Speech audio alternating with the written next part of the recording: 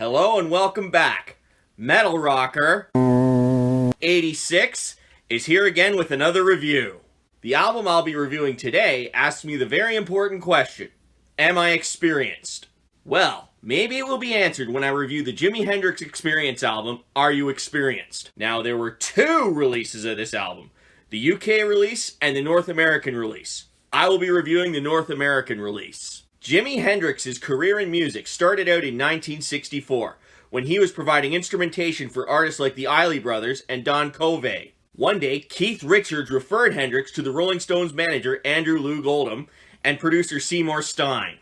Unfortunately, they didn't see the potential in him, and he was referred to Chaz Chandler. He, however, saw potential in Hendrix, so he brought him to London and put together a band to surround him with the right talent. That band became the Jimi Hendrix Experience, and they released 3 albums before the unfortunate passing of Jimi Hendrix in 1970. On to the album. Are You Experienced is the debut studio album from the Jimi Hendrix Experience. The North American release contains 11 songs and altogether is just under 40 minutes long. On lead vocals, guitar, and piano for Are You Experienced is Jimi Hendrix. On bass guitar and backing vocals is Noel Redding. And on drums, percussions, and backing vocals is Mitch Mitchell. Now on to the songs, all of which were written by Jimi Hendrix except where noted. It starts with my favorite song on the album, which was also released as a single. It's called Purple Haze. The tempo here is moderately fast-paced. Instrumentation. The main focus is on the guitars with the awesome riffs, especially the riff at the end of the verse. The bass and drums can be heard in the background. Jimi was inspired to write this song when he had a dream he was walking under the ocean and had a traumatic experience getting lost in some purple haze that appeared. This was an awesome song to start the album with, and it really gets you pumped. Up next is Manic Depression, and the tempo is also moderately fast-paced. Instrumentation. The guitars again are the main focus in this one with some bass and drums in the background. While Manic Depression is an old term for bipolar disorder, his manager told him that he sounded like he had it. That inspired Jimi Hendrix to write this song, which describes a world of confusion and despair and how music can help you escape it. This was a good song on the album. Now, we get to Hey Joe, which was also released as a single and is a cover of a song originally written by Billy Roberts. The tempo slows down here a little. Instrumentation. The main focus is on the guitars and they set the mood for this song, but you can also hear the bass and drums in the background. I should probably not describe the lyrics in this one in this day and age, but it's a really good song on the album. The tempo speeds up a little here as we get to Love or Confusion. Instrumentation. The main focus is on the guitars, and they have some great riffs and an awesome solo. The drums can also be heard in the background. The theme of this song is wondering if you've found love and how there's a battle between how you think and how you handle your emotions. This was another good song on the album. Now things slow down again as we get to May This Be Love, which can also be called Waterfall. Instrumentation. You can really hear the guitars and drums in this one, and they're very soothing. There is also a cool solo in this one. The theme of this song is pretty much having a barrier and escaping the bad things in life. Another great song on the album, and it shows Jimi's softer side. The tempo speeds up a little here again as we get to I Don't Live Today. Instrumentation. It starts off with a few seconds of percussion, and then the awesome guitar riffs come in. The guitar solo in this one is also very cool. The theme of this song is being stuck in depression and in a hard place with those suicidal thoughts that haunt you during those times. This was an okay song on the album.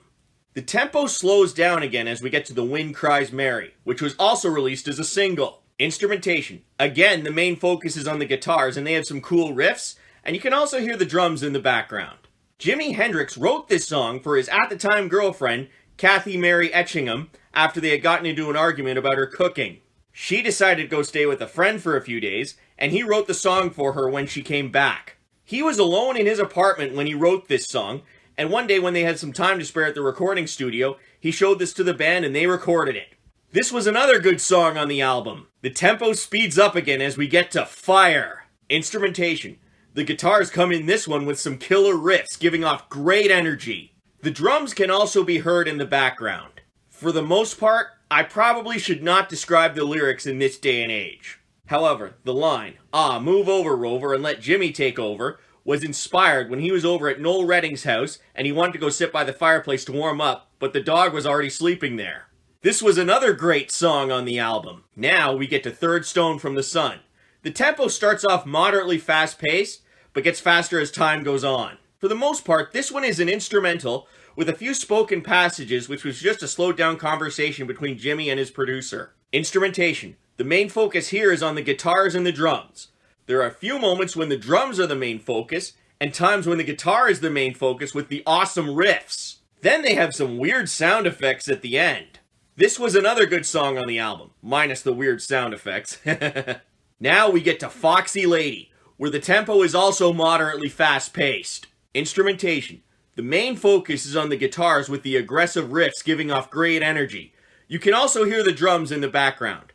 There is also a really awesome guitar solo. I should also probably not describe the lyrics of this song in this day and age, but this is an awesome song on the album. Now, we get to the final song on the album's title song, Are You Experienced?